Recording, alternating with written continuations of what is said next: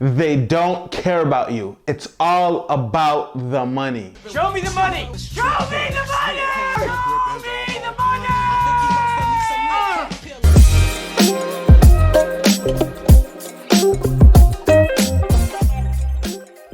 Welcome to Live Free with Caleb D. Thank you for tuning in. This channel is everything related to personal finance, financial freedom, and money. So pretty much that is life, guys. So this is a channel where I talk about life and how everything pertains to money. So if you're interested in that kind of content, please subscribe to this channel. Now let's get into this video. Politics means a lot to many different people, and especially in this climate.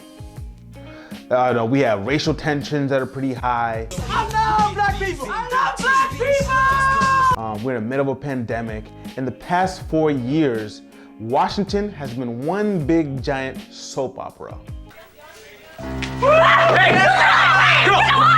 Knock it off! Hey. With the election only days away, people are really starting to ramp up their lobbying for their respective candidates, hoping that change will come. But what if I told you that it's not about change? What if I told you that it was all about the money? It's all about the money!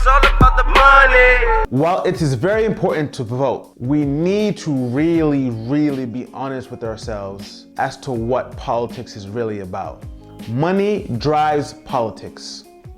If you really think about it, guys, all politics really is just a bunch of financially illiterate men and women who argue on how to mismanage our taxpayer dollars.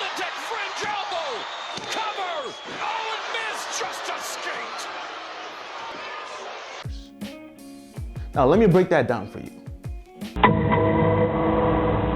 In 2019, America spent about $700 billion on defense. And that is something Republicans and Democrats can't seem to agree on. Democrats don't really prioritize defense, so under a Democratic administration, you tend to see budget cuts in that area. Meanwhile, on the other hand, Republicans get hard-ons every time they could spend money on defense, which is why you see in the most recent election, the 2016 election, the defense budget skyrocketed once Trump became president. Now, I'm not saying defense is bad or it's good. I do believe defense has a place and that we should allocate money for defense. How much we spend, honestly, that's not up to me. I don't know the ins and outs of what it costs, so I'm gonna leave my opinion out of this in this video. So if you are pro-defense, let's really figure out what defense spending is all about. The argument is that defense provides jobs for our country. Honestly, it's true because I benefited from the increased defense budget because I'm a defense contractor. I work for a defense contractor. So I have benefited from this, right? Some of the arguments for the increased defense budget is protecting our nation from threats. This is very true. It is very important that us as Americans, us as America, us as a whole, is protecting our rights and our freedoms so that no other country can come and invade us. But let's really think about this. Yes, it is important for defense. But at the end of the day, war is profitable. Yeah, I said it. War is profitable. In 2019, in the US, the combined revenue for the top 5 defense contractors were almost $175 billion. Billion, guys, 175 billion. That's not including the other areas of defense. That's just the revenue that the government pays these defense contractors. And mind you, these are only the top 5. That's not including the rest of the defense contractors in the US. So $175 billion. And guys, I've worked for 3 defense contractors. And yes, we care about delivering quality products to the American military. But at the end of the day, we're in the business to make money. At the end of the day, we won't take on a project unless we're making money. So yes, the overall reasoning for the defense budget and building these weapons is to protect our nation, but end of the day, profit comes first. So let's not pretend that it's solely about protecting our nation. like again, I repeat, I'm not bashing the defense industry. I have benefited from this industry. But at the end of the day, please stop making it about patriotism. Stop making it about protecting our own. Stop making it about whatever you want to make it out to be. It's about money, guys. It's really about money. Honestly, it's life. Get over it. Like, I don't know what else to say. But that is my first issue I want to cover that relates to money. Yes, I have to talk about this because this is a juicy topic.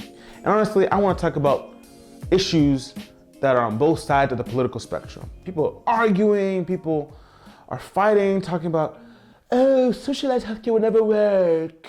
But no, what about the poor people?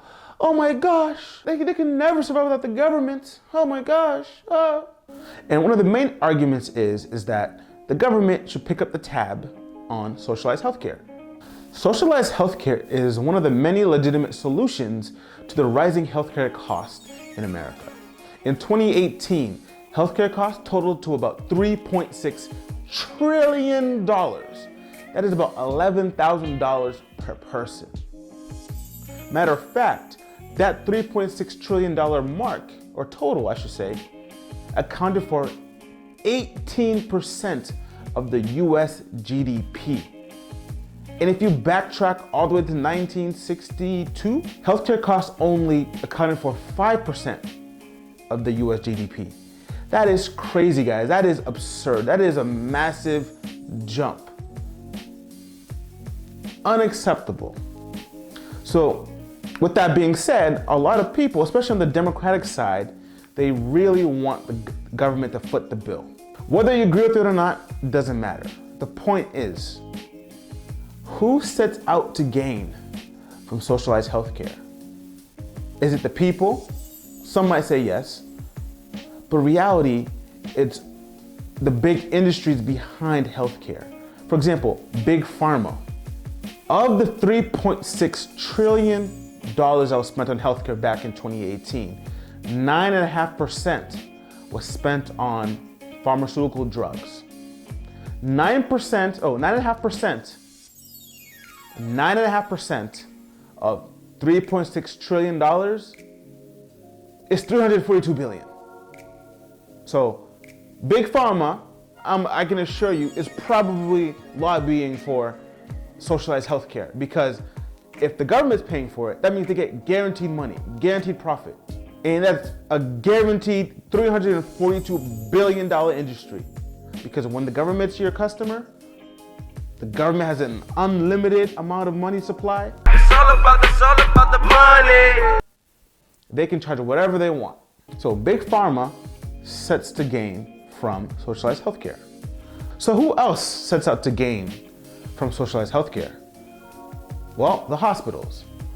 I only found this out a couple months ago, but most hospitals are privately owned and ran. So again, like I said earlier, when the government is your customer, you tend to see higher prices. And if the government's my customer and footing the bill, that means that is guaranteed profit. There are 6,146 hospitals in America. Of the 6,146 hospitals in America, 4,972 of them are not federally, state, or locally ran. Of those 4,972 that are not locally, federally, or state ran, 26% of those are for-profit hospitals. For-profit, guys. Hospitals for profit.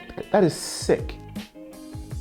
Like, that is sick. Honestly, I just can't fathom that anyone will go into the hospital business looking to make a profit. Like, to me, like, that is just absurd. And even for the nonprofit hospitals, honestly, the fact that they pay these administrators and these senior level directors too much money, I can't get down with that. I can't get down with that. Like, people suck, guys. People suck.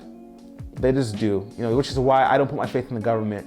And I hope by me kind of shedding a light on issues, or not really issues, or political topics that are on both ends of the political spectrum, I hope I presented to you that end of the day, it's about money. And you really have to be careful on the narratives you buy into. Socialized healthcare sounds great, but who's holding big pharma? Who's holding these for-profit hospitals accountable? You know, if you're for your country, you're patriotic, and you think that we need to increase the defense budget, you know, like, think about it. War is profitable. You know, sometimes it's not about patriotism. It's about profit. So guys, please, you know, hope you guys watch this video before you guys vote, and really take the time to really analyze what's really going on. You know, even racism, guys, it's about money.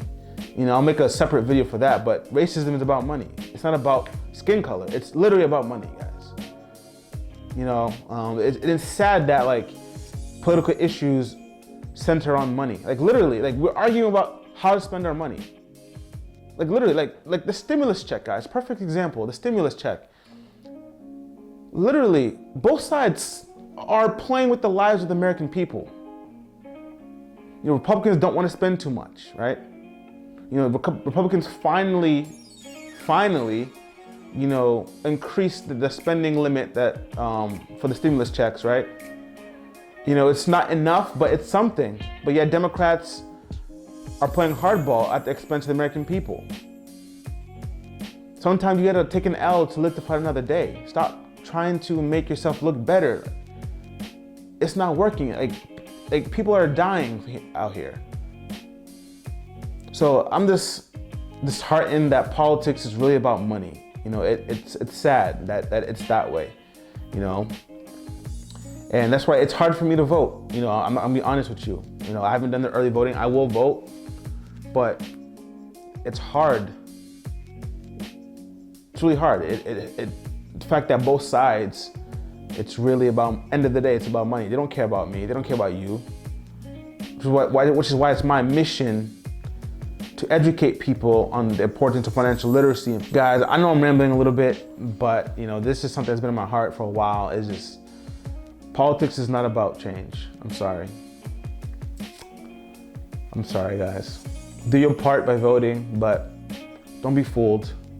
Don't believe in Trump. Don't believe in Biden. Believe in God, you know? And then use your God-given abilities to make best for what you and your family and the rest of the world. Because all it takes is you helping one person to make a difference, you know? But that's all I have for today, guys. If you guys like the video, please smash the like button. Comment down below, what do you think what politics really is about. Holla at your boy.